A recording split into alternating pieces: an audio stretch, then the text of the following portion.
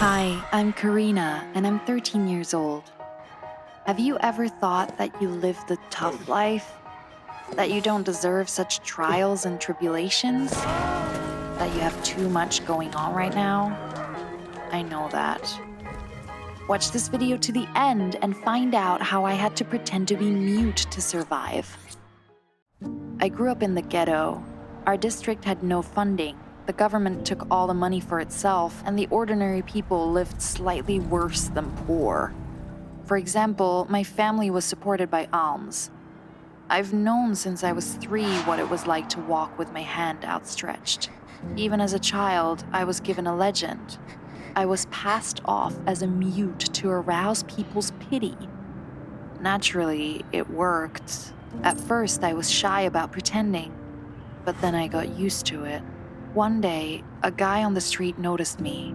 He tried to communicate with me by gestures. I didn't understand what he wanted from me. Could he be ill? But I couldn't leave my workplace. In the end, he just wrote a note and left. I read it in the evening. Hi, my name is Hugh.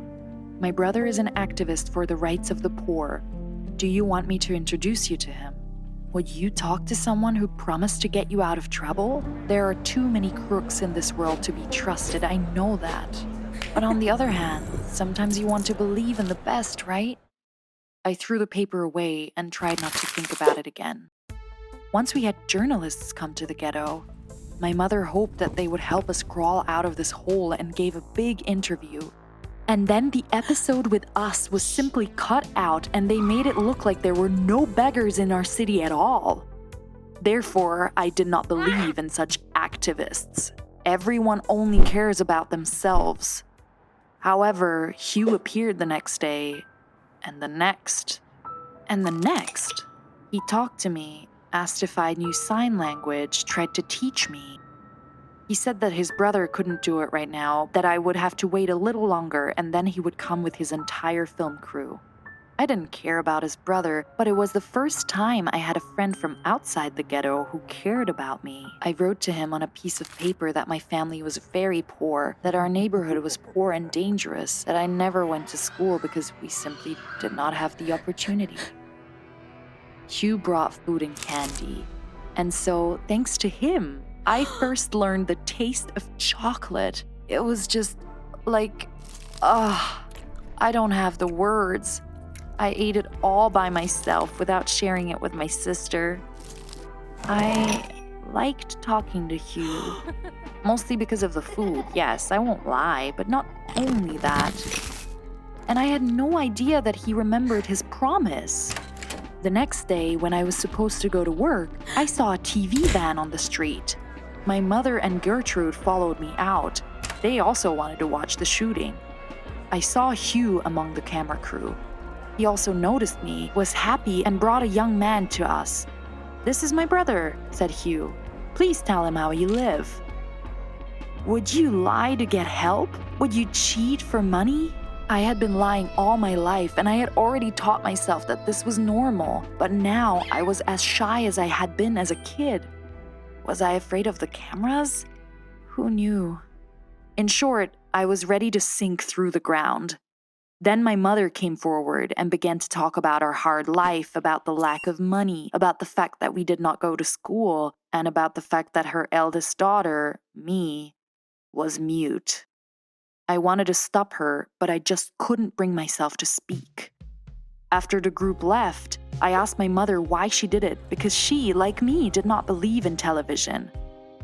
"Well, we must hope for the best," she told me. And this time, she was not mistaken. The report was shown, though not on TV, but somewhere on the internet. It became very popular, so much so that I was even recognized on the street. A charity account was opened in the name of our family, and we even had money. My mother was happy, and I was terrified. I felt even more ashamed than when I collected alms as a child. I suddenly realized clearly that I was deceiving people and that because of this deception, we were taking money from them.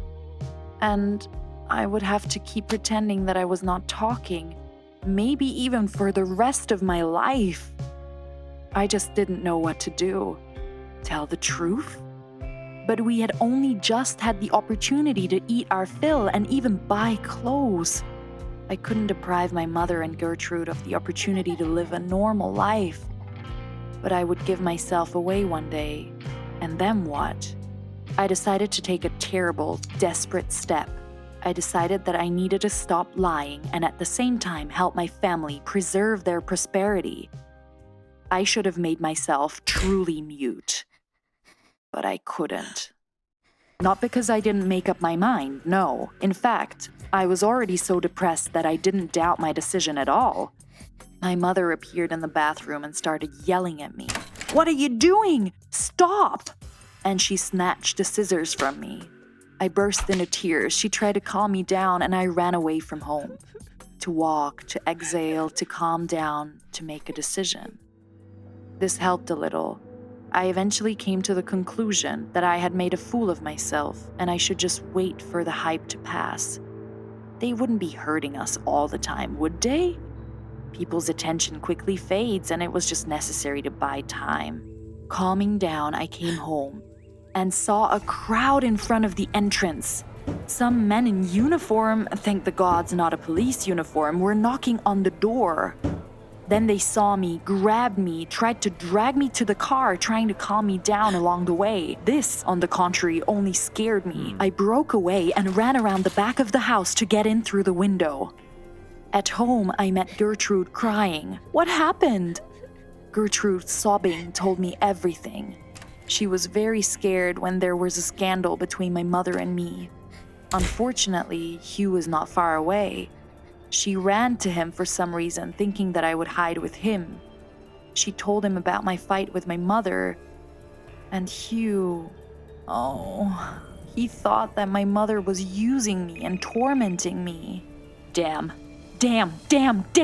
I got mad at my sister and yelled, "Who asked you to do this?"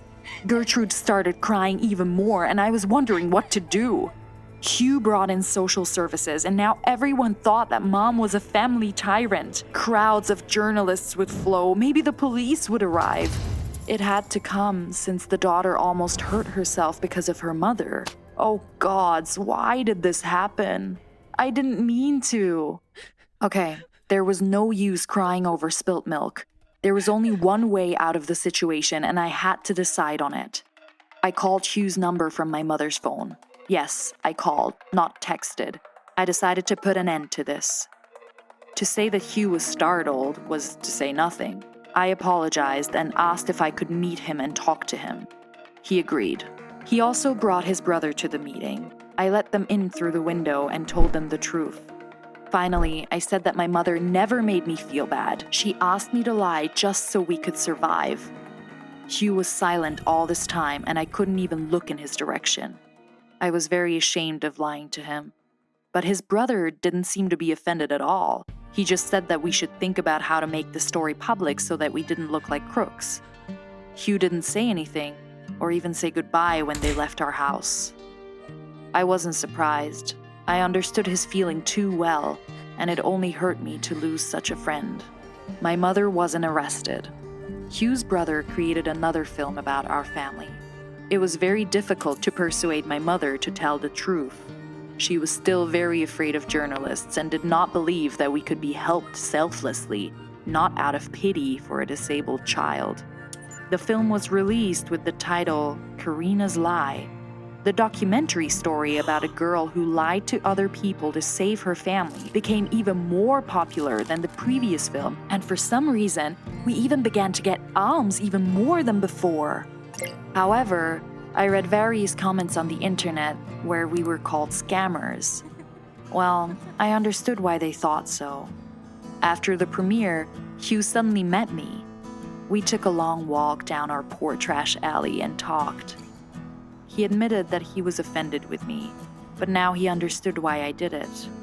All he asked was that I never did it again. And I agreed with him. I realized that I actually had a voice. Instead of taking it away from me, adjusting to an unfair life, I can use it and bring the truth to people. But it's also important to have fun, isn't it? So subscribe to our channel, or maybe you have interesting true stories yourself. Well, we will be happy to hear them.